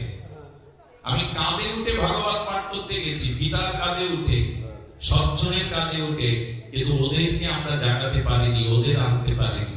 আচ্ছা, আমি আপনাদের একটু 40 বছর আগে ফিরিয়ে নিয়ে যাই, বা 30 বছর আগে, 30 বা 40 বছর আগে আপনারা লক্ষ্য করেছেন তখন কিশোর যারা ছিল, যুবক যারা ছিল, তাদের আর এই 40 বছর বা 30 বছর পর এখন কিশোর বা যুবকদের আপনি কি মিলাতে পারবেন সেই 40 বছর আগের আর এদের?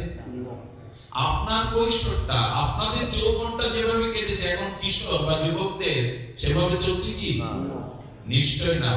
পরিসংখ্যান বলছে সেভাবে না। এই পরিবর্তন 30-40 বছরে কেন এতটা তাদের এই বিমুখতা?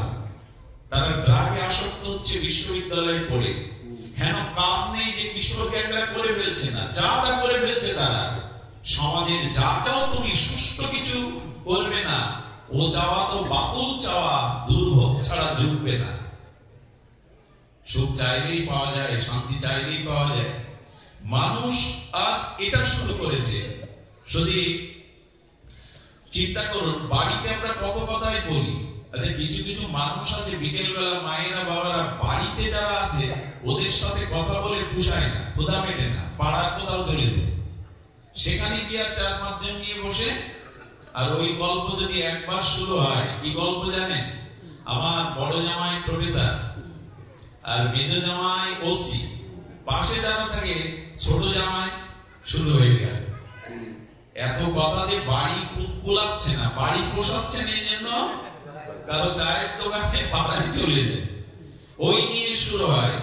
শাস্ত্র বলেছে আন কথা না বলিবে, আন কথা না শুনবে, সকলেই করিবে পরমার্থ। ঠাকুর নরোত্তম বললেন পরিবারে যাদের সাথে যতটুকু কথা বলা দরকার ততটুকু প্রয়োজনে কথা বলো, অত বকবক করো না, আন কথা বলো না, আন কথা শোনো না, এর দ্বারা অনর্থ আসবে। আজকে কৈকেয়ীর কানে মন্থরা কয়েকটা কথা দিয়ে দিল আর তাদের রামকে বনবাসে পাঠিয়ে দশরথকে মেরে দিয়ে বিধবা হয়ে গেল। অসৎ লোকের বার্তা, অসৎ লোকের আন কথা, বিষয় কথা কানে নেবেন না। চাকরি ব্যবসা করতে হয়, যেটুকু কথা বলার কর্তব্য বলবেন, বাইরে গল্প গুজব করে করে লাভ নেই। আমাদের মহাজন বললেন দিবস জামিনী আবল তাবল কত পাঁচাল পারিতে পারো, তাহার মাঝে একবারও কি রাধা মাধব বলিতে নারো। এত কথায় খুব ফুটাও, তার মধ্যে ভগবানের নামটা একবার নিতে পারো না। এত কথা বলো অথচ ভগবানের কথা নাই। এই জন্য যার মুখে হরি কথা নাই তার কাছে না যাওয়াই ভালো। সে বিষয় কথা আপনার ভিতরে দিয়ে টেনে নামাবে আপনাকে। কি লাভ এত কথা বলে? হরি কথায় কথা আর সব বৃথা ব্যথা, হরি কথায় কথা আর সব বৃথা। আচ্ছা, আপনারা যারা এখানে আছেন, আমি যদি রাজনৈতিক বক্তব্য দিতাম, কোন দলের পক্ষে এরকম লোক এসে বসে থাকতেন চুপচাপ? আমি যদি এই তল্লাটের চেয়ারম্যানের বর্ণনা দিতাম, শুনতেন কেউ? আসতে না তো লোক? এসেছেন কেন? এই গাড়ি করে এত কষ্ট করে হরি কথা হবে, তাই এই কথারই সত্য কথা। আন কথা বলে কি পাবো আমি? এই জন্য বললেন মানুষ মুখে অনেক বাক্য ব্যয় করে, বৃথা বাক্য ব্যয় করে, অথচ সেই মুখে সেই জীবনে হরি নাম নেয় না। এর থেকে তো কি করে ভাগ্য চায় আমরা সৌভাগ্য। এই আচরণগুলো বদলা। জিহ্বার দ্বারায় অনেক পাপ হয়, শুনে রাখুন। পৃথিবীতে দুটো জিনিস দ্বারা সব থেকে বেশি পাপ হয়, পতন হয়, একটা চোখ আর একটা হলো জিহ্বা। এই দুটো জিনিস সংযত যার নাই, সে ভগবান ভক্তির অধিকারী নয়। বাইরে গেলে যেখানেই যান এই দুটো জিনিস সংযত রাখবেন। জিহ্বা খুব পবিত্র বস্তু, ওখানে কোনো হাড় নেই, সব নরম। ভগবান ওখানে রস দিয়েছেন, এত রস অন্য কিছুতে টক দিলে টকের রস বেরোয়, মিষ্টি দিলে মিষ্টি। রসটা বলেছেন যাতে হরি কথামৃত, হরি নামের রসের সাথে এই রস মেশাতে পারো। হরি কথা বলো, হরি কথা শোনো। জিহ্বার গুরুত্ব অনেক। মৃত্যুর সময় যদি জিহ্বা একবার হা রাধে বলতে পারে,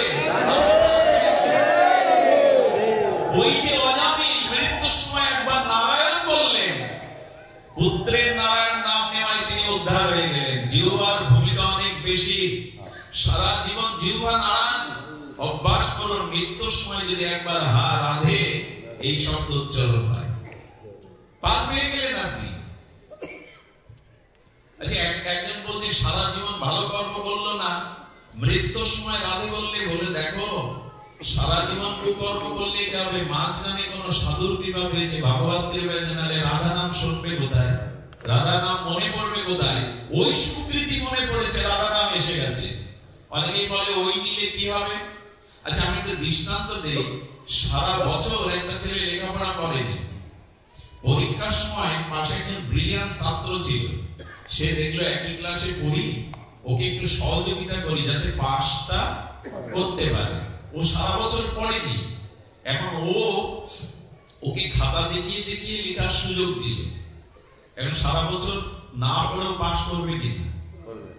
দেখবি সারা জীবন হরি বলেনি, কোন সুকৃতিতে যদি শেষের সময় একবার হরি বলে, নকল করেও যদি পাস হওয়া যায়, একবার রাধা বললে শেষের দিনে পাস হবে না। এই জন্য অভ্যাসটা রাখুন, কখনো কখনো কানে এটা দিন, হরি কথা হরি নাম দিন। যদি একবার বেরিয়ে পড়ে, আমাকে একজন বললেন, মঙ্গলজি এই শরীর দিয়ে তো ভজন সাধন, এভাবে শরীর নষ্ট করছেন কেন? বাড়ি বসে নাম করুন, বাড়ি বসে শাস্ত্র অধ্যয়ন করুন, এইভাবে কেন শরীর নষ্ট করছেন? আমি বললাম, বাবা, মানুষ যৌবনে অনেক আয় করে, আয় করে জমা রেখে দিয়ে বৃদ্ধ বয়সে বসে গেলেও সেটা ঘোরায় না, লোকের কাছে হাত পাততে হয় না। এই সময়টা যদি সাধু সঙ্গ, হরিকথাতে, আপনাদের চরণ ধুলিতে সম্পদ, কিছুটা প্রেম, ভক্তি, কৃপা, করুণা সম্পদ জোগাড় করতে পারি, রোগে পড়ে থাকলেও এই সম্পদটাই সেদিন ভাঙিয়ে ভাঙিয়ে ভগবানের চিন্তা জোগাড় করুন, এগুলোতে জোগাড় করুন। এই জন্য যার কাছে আম কথা মানে না যাওয়াই ভালো। আমি সিঁড়ির দোকানে বসেছি, একবার এক গ্রামে পাঠ করতে গেছে, আমাকে যে ডাকে হইহুল্লোড় করে চলে যায়, কোথায় যাচ্ছি জানি না, গিয়ে দেখি রাত 9:30 বাজে পাঠে কেউ আসেনি, 2-4 ভক্ত ছাড়া। আমি কমিটির কাছে জিজ্ঞেস করছি, বাবা কাউকে নিমন্ত্রণ দেননি, ভক্তদের জানাননি? বলে জানিয়েছি কিন্তু ওরা আটকে গেছে। আটকে গেছে কোথায়? আমাদের পাশে বাজার, তো এখানে অনেক সিডির দোকান আর ক্রিকেট খেলা হচ্ছে, আর যার যার ওইখানে সব সিরিয়ালে আর খেলাতে আটকে গেছে, পরে আর আমরাও আটকে যাচ্ছি এইভাবে, আমরাও আটকে যাচ্ছি এইভাবে। এই আটকানোর স্রোতটা ভেঙে এখানে কিছু সঞ্চয় করুন, শেষের দিনে মনে পড়বে। দেখেন, বাড়ি বসে বসে থাকলে এই আসরের কথাও তো মনে আসতে পারে, এগুলো তো মনের ক্যামেরায় ছবি তোলা থাকছে। কোন ভক্তের, প্রিয় ভক্তের মুখগুলো, এই বাতাবরণ গুলো শেষের দিনে হয়তো এই স্মৃতিটা মনে জেগে যাবে। তাই যেখানে গেলে এই স্মৃতি জাগে, হরিকথা মুখ দিয়ে আসে, সেখানেই যায়। আপনারা লক্ষ্য করেছেন যে এইভাবে আমাদের চলা বলার মধ্যে যদি আমরা অভ্যাসগুলো গড়ে তুলতে পারি, তখনই আমাদের জীবনে কল্যাণ প্রাপ্তি হবে। কবিদের হরিভক্তির একটু দৃষ্টান্ত দিয়ে আজকের পাঠ বিশ্রাম করি। কবিরা কিভাবে তনুমন প্রাণ ভগবানকে দিয়েছিল। সুধীবৃন্দ, গোপীদের এই হরিকথা মানুষের জীবনে কি কল্যাণ করে দেখুন। গোপীরা ননি মাখন বেচতে বেরোতো। আচ্ছা, গোপীরা মথুরায় ননি মাখন আনতে কেন বেচতে? একটু ধ্যান দিন কথাটির দিকে। ওরা ননি মাখন সাজিয়ে রাধারানী, ললিতা, বিশাখা, সখীবৃন্দা, তারা নবনীত মাখন বেচতে। আচ্ছা, ওদের কি রাজরানী? তো রাধারানীর চরণ কি সাধারণ? ওরা আসতো কেন জানেন? আসলে ওরা ব্রাহ্মণ পল্লীতে যেত, ওই ঘি গুলো, মাখন গুলো ভগবানের সেবায় যাগযজ্ঞে লাগবে তাই নিয়ে যেত। আর ওরা মাখন মাথায় নিয়ে আসতো এই কারণে, শ্যাম সুন্দরের সাথে দেখা করাই ওদের উদ্দেশ্য, অন্য উদ্দেশ্য নয়। যদি মায়েরা যাবে কেন? বৃন্দাবনে এখনো এই নিয়ম, মায়েরাই বেশি পরিশ্রম করে, ক্ষেতের কাজ, বাইরের কাজ মায়েরাই আজও বেশি করে। কিছু কিছু সমাজে আছে দেখবেন মায়েরাই বেশি খাটে, এমনি আমাদের গৃহ খাটে। পুরুষের যদি বলে সারাদিন করোটা কি, একদিন বাড়ি থেকে দেখো করেটা কি। তারা চাকরি বাকরি, ব্যবসা বাণিজ্য করেন বটে, ঘরের কাজ কম না। তবে এখন অনেক সুবিধা হয়ে গেছে, এখন কাপড়টাও তো কাচতে হয়। কি বেরিয়েছে? Washing machine. National TV channel ঘোরাতে গিয়েও খাট থেকে উঠতে হতো, এখন আর উঠতে হয় কি টেপে? কাজ সব কমে গেছে এখন। আগের দিনে আর কাঁথা সেলাই এখন নাই। কাঁথা সেলাই আছে? নকশি কাঁথাও নাই, সব কমিয়ে দেয়া হয়ে গেছে। বসে বসে খাও আর রোগগ্রস্ত হও, বসে বসে খাও আর রোগগ্রস্ত হও। যে মায়েরা পরিশ্রম করে রোগ ব্যাধি তাদের খুব কম হয়। এটা পুরনো দিনে মা ঠাকুমাদের দিকে তাকালে বোঝা যায়। সুধীজন, সবকিছু এত সহজ হওয়া ভালো না। সহজে সবকিছু পেলে সে বস্তুর মূল্যায়ন, এখন আমরা সব সহজ করে ফেলেছি। আর কি করা যাবে? যুগ যেদিকে এগিয়ে যাচ্ছে, আমি বলেছি যুগ বদলানো যাবে না, তবে সংস্কার বদলানো যাবে। গোপীরা মাথায় ননি নিয়ে কি বলতে জানেন? বলা উচিত কি, মাখন নেবে, দই নেবে, কিন্তু দেখবার জন্য এসেছে তো গোবিন্দকে। ওদের মনে কার জায়গা? ওরা কি বলতে জানেন? গোবিন্দ নেবে, কানাই নেবে। ওদের ভেতরের ভাবনাটা মুখ দিয়ে কানাই চলে আসতো, গোবিন্দ চলে আসতো। বলো, ও গোপী, তোমরা কানাই নেবে মানে, গোপী নেবে মানে? ওদের ভাবনায়, ওদের চিন্তনে, ওদের মননে শুধু এই একটি নাম সুধীজন, এই গোপীগণ তারা এমনি করেই ভগবানকে স্মরণ করত। আসতো কেন? যাতে গোবিন্দ বদন দর্শন হয়। সুধীবৃন্দ একটি লীলা বলেই, দেখুন গোবিন্দ যখন উত্তর গোষ্ঠে ফিরতেন, দাদা বলরাম সুবল সখা নিয়ে, গাভীকে নিয়ে, আর এই গোমাতা গাভীদের নিয়ে শ্রীরাম বৃন্দাবনে গোধূলি লগ্নে পশ্চিম দিগন্তে বিচিত্র রঙের সমাহারে আর গোখুর উত্থিত ধূলিকণাগুলো শান্ত গোবিন্দের ধর্মের বদনে এসে মিশে যেত। গোবিন্দের সেই কেশমালা যখন এই মুখের কাছে এসে পড়তো, আর ওখানে ধূলি আর ঘাম মিশে অপূর্ব বদনে সুখদেব গোস্বামী চেয়েছে দেখছেন, কি তার অপূর্ব সৌম্যদর্শন। এই রূপ দেখলে আর অন্য রূপ চোখে ধরে? পীতবরণধারী, শিখাপুচ্ছধারী, ত্রিভঙ্গ ভরারী আজ গোপীর মন, সেই মন প্রেমধন চুরি করা আমাদের সেই ননীচর মনচোর গোপী প্রেমের আর সেই মূর্তি মাধুর্য বিগ্রহ যখন উত্তর গোষ্ঠ থেকে আসতেন, সমস্ত ব্রজবাসীরা যমুনা পুরীর ধারে গোষ্ঠের রাস্তার ধারে দাঁড়াতো, যেন সারাদিনের অদর্শনের বিরহতা জোড়াবার জন্য তারা গোবিন্দের ওই বংশীধ্বনি আর তার অপূর্ব মাধুর্যময় মূর্তি দর্শন করে সারাদিনের বিরহতাপকে তারা জোড়াতো। এই জন্য পাশে এসে দাঁড়াতো। রাধারানী তো সবসময় রাস্তায় আসতে পারেন না। রাধারানী চিলেকোটার উপরে দাঁড়িয়ে প্রিয় নর্ম সখীবৃন্দ সহ গোবিন্দের প্রতীক্ষা করছে। আমাদের চোখ চেয়ে থাকে তো তাকে দেখবার জন্য। গোবিন্দ আসছেন আর মুরলীর ধ্বনিতে ব্রজের আনন্দময় আনন্দ দান করতে করতে আর ধীরবৎস নিয়ে তিনি চলেছেন। দাদা বলরামকে একটু আগে দিয়ে গোবিন্দ একটু পিছনে পড়েছেন। আমাদের নটকিশোর নটবর আর এই কিশোর মণি তিনি আসছেন। রাধারানী, আচ্ছা ভগবানের কোনটাকে দেখতে হয়, চরণ না বদন? চরণই দেখতে হয়, ওইখানেই তো সব। রাধারানী গোবিন্দের চরণের দিকে দৃষ্টি করেছে। চরণের দিকে দৃষ্টি দেওয়ার সাথে সাথে রাধারানীর গায়ে যেরকম গরম সেক দিলে ফোসকা ওঠে না, পুড়ে যায়, ওই কমল রাধারানীর অঙ্গের কমলতার তুলনা কি আমাদের মুখে মানায়? পৃথিবীতে সব থেকে কমল ফুল হলো শিরীষ কুসুম। কি কুসুম? শিরীষ কুসুম। শিরীষ কুসুমের, শিরীষ ফুলের পাপড়িগুলো এত সূক্ষ্ম যে আপনার গায়ে যদি শত শত ছুঁড়েও মারা যায় আপনার অনুভূতি হবে না গায়ে কিছু পড়লো কিনা।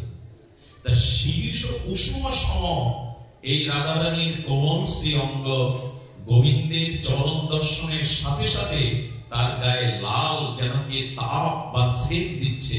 ললিতা বলছে, রায় রায় তোর শ্রী অঙ্গে এত তাপের চিহ্ন কেন? রাধারানী বলছেন, ওই দেখ আমার রাধা জন্ম বৃথা হলো। বিশাখায় গিয়ে বলছে, কেন রায়? বলো, আমার রাধা জন্ম বৃথা হলো। আমি যদি পদ্ম হয়ে জন্মাতে পারতাম এই জন্ম সার্থক করতে পারতাম। কেন রে রায়? পদ্ম হয়ে জন্মালে কেন সার্থক হতিস?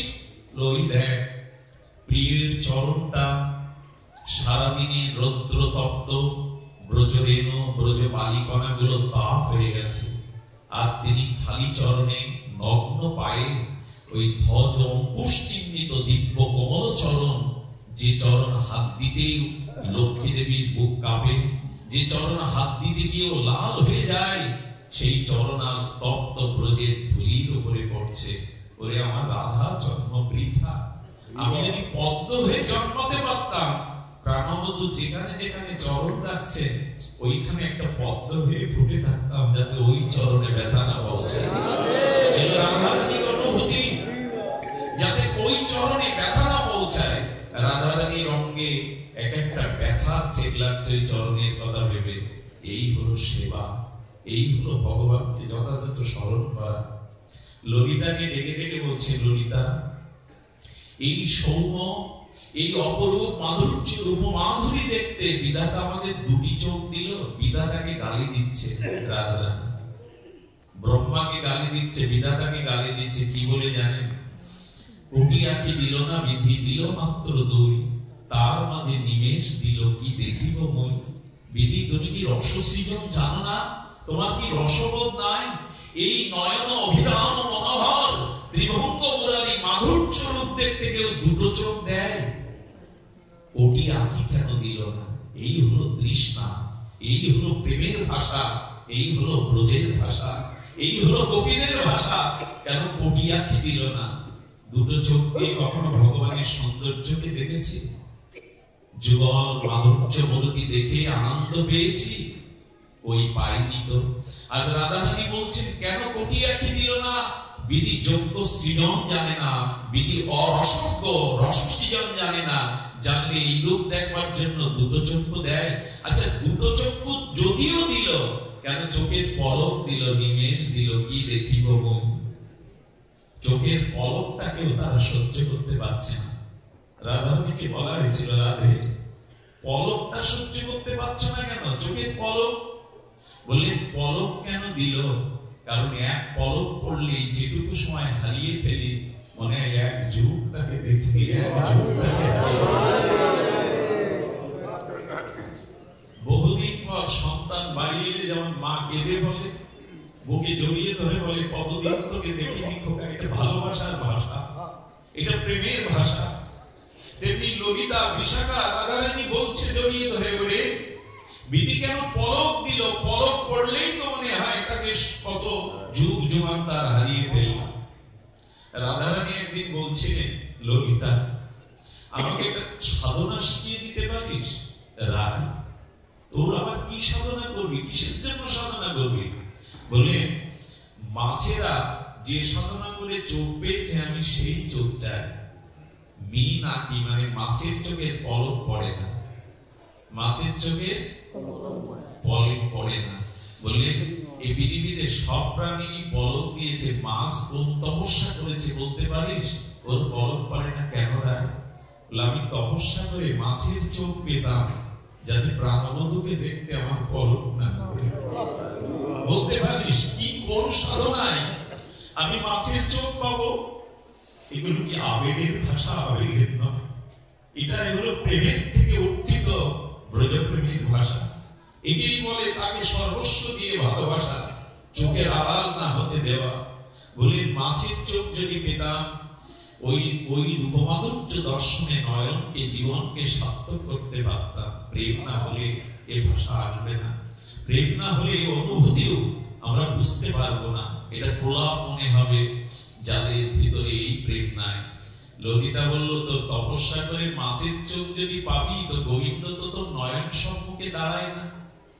গোবিন্দ তো নয়নের সম্মুখে তো সবসময় দাঁড়ায় না। গোবিন্দ তো কত লীলা করে, তুই কি করবি? বলো মাছের চোখ পেলে পাখির কাছ থেকে ভিক্ষা করে দুটো ডানা নিতাম। ওই চোখে ডানা বেঁধে যেখানে আমার প্রাণ বধূ দাঁড়াতো, যেখানে থাকতো সেখানে উড়ে যেতাম তাকে দেখবার জন্য। তাকে দেখবার জন্য আমি উড়ে যেতাম। রাধারানী এই বলতে বলতে মাঝে মাঝে মূর্ছিত হয়ে পড়ে যান। আর দশম দশায় তিনি মূর্ছিত হয়ে পড়ে যান। ললিতা বিশাখা তখন চিন্তা করলেন, এইভাবে বারবার যদি দশম দশায় মূর্ছিত হয়ে পড়ে যায়, রাধারানী মাঝে মাঝে কি করেন জানেন? বাক্সরূপ সজ্জিকা, গোবিন্দ ব্রজ থেকে চলে গেছে, রাধারানী মনে না, প্রিয় এখনো ব্রজে আছে, সে কথা দিয়েছিল ন গচ্ছতি, এক পাও ব্রজ থেকে তিনি কোথাও যান না। এই অনুভবে রাধারানী তাড়াতাড়ি বলছে, আরে সখীগণ আমাকে সংকেত কুঞ্জে নিয়ে চল। সংকেত কুঞ্জে যদি ব্রজে যান একবার যাবেন। আমার সৌভাগ্য হয়েছিল, জায়গাটা বড় মধুর। সেই কাল কোলাহলের দিনে এখনো সেখানে গেলে মনে হয় এখানেই সেই লীলা রচনা করেছিলেন ঠাকুরানী প্রীতিময়ী, আমাদের কৃষ্ণ প্রেমের পূর্ণিমা ভাবময়ী লাদিনী অধীশ্বরী রাধা ঠাকুরানী। সেই সংকেত কুঞ্জে গিয়ে সখীদের বললে, আমার পায়ে আলতা পরিয়ে দে, আমাকে লাল শাড়িতে সাজিয়ে দে, চোখে কাজল দিয়ে বধূ বেশে সাজিয়ে দিলেন। আর রাধারানী বললেন, তোরা বাসর সজ্জা কর। সেই ফুলের দ্বারা ব্রজের গগ্ন ঔষধি লতা পাতা দ্বারা বাসর সাজিয়ে ঘোমটা করে ললিতা বিশাখাকে দৌড়ে রেখেছেন। আমার প্রাণ বধূ আসবে, ব্রজে কিন্তু গোবিন্দ নাই। রাধারানী বাসর সজ্জিকা ভাবে আজ বধূ বেশে বধূ এসে এইভাবেই আর অপেক্ষা করছে। একটা গাছের পাতা নড়লেও পড়লেও মনে হচ্ছে ওই বুঝি প্রভুর প্রিয়ের চরণ বেজে উঠল। গাছের শাখায় শাখায় যখন শব্দ হচ্ছে বলল ওই চরণের নুপুর ধ্বনি যেন হলো, কেঁপে কেঁপে উঠছে। প্রভুর অপেক্ষা করতে করতে সারা নিশি বহিয়ে গেল। ভোরবেলা যেন প্রাণের আবেশে স্ফুটে দেখছেন বধূ এসে দাঁড়িয়েছে সামনে। বলে ওকে চলে যেতে বল, ওর মুখ আমি দেখবো না, ওর মুখ দেখবো না, ওকে চলে যেতে বল। ও সারা রাত অন্য কোন পুঞ্জে কাটিয়ে এসেছে, চলে যেতে বল, ওর মুখ দেখবো না। সব কিন্তু ওই ভাবাবেশে। ওই কুঞ্জ সাজিয়ে যখন বিদায় নিল তখন লাল কাপড় আলতা মুছে দিয়ে লতা পাতা বাসনটাকে ভেঙে চুলে মাটিতে লুটিয়ে কাঁদছে। ওরে পেয়েও তো তাকে হারালাম, কেন তাকে দূরে সরিয়ে দিলাম, কেন তাকে বের করে দিলাম নয়নের সম্মুখে। ওরে ললিতা, ওরে বিশাখা, তাকে আবার এনে দে। জড়িয়ে ধরে ললিতা বলেন, আগেই বলেছিলাম তাকে ভালোবাসিস না, তাকে ভালোবাসলে শুধু কাঁদতেই হয়, তাকে ভালোবাসলে শুধু তার প্রতীক্ষায় থাকতে হয়। আগেই বলেছিলাম ভালোবাসিস না তাকে। বলে ওরে তাকে কি ভালো না বেশি পারা যায়? এই জগতে ভালোবাসার অন্য কেউ নাই। ভালোবাসা তো তার থেকেই এসছে, প্রেম তো তার থেকেই এসছে। ললিতা বিশাখা রাধারানীকে এইভাবে সান্ত্বনা দিতে মাঝে মাঝে দৌড়ে বললে, ললিতা আমি আমার শ্যামকে পেয়েছি। কোথায় পেয়েছিস? এই দেখ আমার নখের জ্যোতির মধ্যে আমার শ্যাম সুন্দর বলে নখটা জড়িয়ে ধরতেন বুকের মধ্যে। এইভাবে ব্রজ গোপিকারা নিশিদিন তারা গোবিন্দের ধ্যানে গৃহে থেকেও মগ্ন থাকতেন। আপনাদের কাছে শেষ অনুরোধ, এই ব্রজপ্রেমী মহাপ্রভু দিতে এসেছিলেন। গোপী সাথে গোপীনাথের এই যুগল প্রেম মাধুর্যই আমাদের ভজনের মহাপ্রভুর মহা অবদান। আমরা গৃহে থেকেই যেন ভগবানের নাম, ভগবানের লীলা এভাবেই স্মরণ করতে পারি। আমি এত দূরে সব সম্ভবত আসি না, কিন্তু কেন জানি না আমাদের শান্তদা, কার্তিক বাবা, মনতোষ দা, শ্যামদা বারবার বলছিলেন আসার কথা। এসে একটুকু পেলাম আপনারা হরিকথার যোগ্য শ্রোতা, হরিকথা শোনার আপনাদের অনেক ব্যাকুলতা। পারলে যেখানেই হরিকথা শুদ্ধ ভক্তের মুখে হরিকথা শ্রবণ করবেন। মহাপ্রভুর কৃপা হলে আবারও যদি কোনো সৌভাগ্য শক্তি দিতে হয়, আপনাদের সঙ্গ পাওয়ার অভিলাষ লিখে আজকের মতো